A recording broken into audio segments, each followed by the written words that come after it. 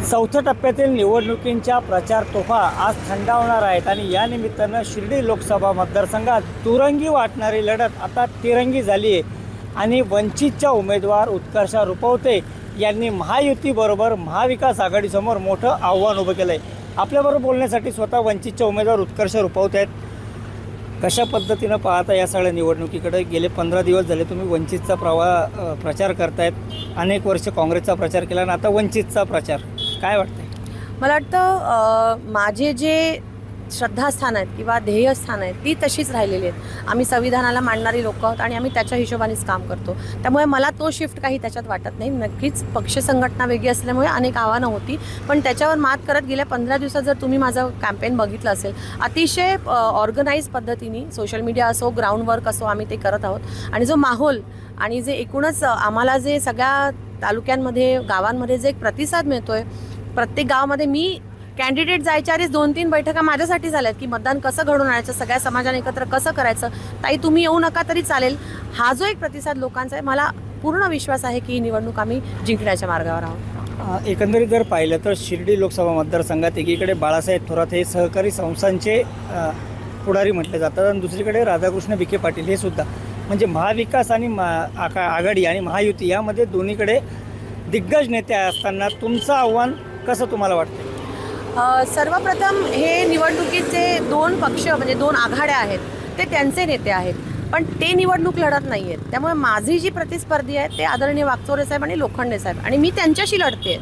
माझा जो अजेंडा आहे हा त्यांनी काय काम केलं आहे किंवा केलं नाही आहे आणि मी काय करू शकते याच्यावरती अवलंबून आहे। त्यामुळे यंत्रणा असू दे किंवा नेते असू दे, तरी कॅन्डिडेटला बघून पण लोक काहीतरी एक मत बनवत असतात आणि हा कौल मला आज मतदारसंघात दिसतो। दोन्ही नेत्यांमागे अनेक पाठबळ आहेत, पण कॅन्डिडेट चुकीचे दिल्यामुळे लोकांचं असं म्हणणं होतं की तिसरा सक्षम पर्याय आलाय आणि आम्ही तो निवडणार, आणि मला तेच फिलिंग किंवा तेच फीडबॅक आज ग्राउंडवरून मिळत आहे। एकूणच जर पाहिलं तर देशभरात निवडणूक आज सध्या सुरू आहे, प्रत्येक पक्ष जाहीरनामा करतो, मात्र एकमेव खासदार तुम्ही असाल, उमेदवार असाल की ज्यांनी आपल्या मतदारसंघासाठी जाहीरनामा तयार केला आहे। काय डोक्यात आलं होतं? भूमिका हीच होती, कारण राखीव मतदारसंघ आहे, 15 वर्ष गेलेली, 5च वर्ष बाकी आहेत। त्याच्यामध्ये सर्वात जास्त नाराजगी हीच होती की लोकांसाठी काही कामं झाली नाही। मी जर त्यांना आव्हान करते किंवा मी त्यांना म्हणते की नाही तुम्ही चुकलात, मी काय करू शकते हे पण मी लोकांपुढे मांडलं पाहिजे। फक्त टीका करून थांबणारे आम्ही नाही, त्यामुळे मी काय करू शकते हे मी लोकांपुढे मांडलं आहे आणि ते बघून ते समजून लोक कौल देतील असं मला वाटतंय।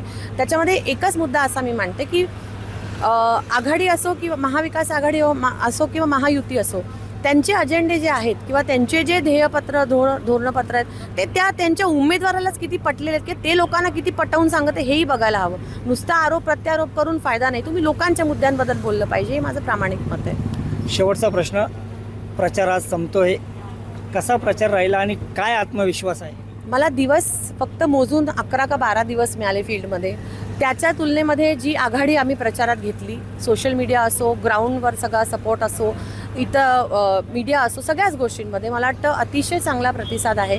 जास्त दिवस मिळाले असते तर जरा जास्त यांना त्रास देता आला असता, पण कुठली निवडणूक असो दादा, आपण जिंकण्यासाठी निवडणूक लढतो, आपण काही कोणाचं मतं खायला किंवा पडण्यासाठी निवडणूक लढत नाही, आम्ही जिंकण्यासाठी उतरलो आहोत आणि मला विश्वास आहे की आम्ही जिंकणार आहोत। निश्चितच जर पाहिलं तर मी कोणाची मतं खाण्यासाठी नव्हे तर जिंकण्यासाठी या निवडणुकीत उभी आहे आणि मतदार माझ्या पाठीशी आहे असा आत्मविश्वास उत्कर्ष रुपवते यांनी व्यक्त केला आहे। त्यामुळे नेमकं शिर्डी लोकसभा मतदारसंघात कोण विजय होणार हे पाहण्यासाठी 4 जूनपर्यंत वाट पाहावीच लागेल।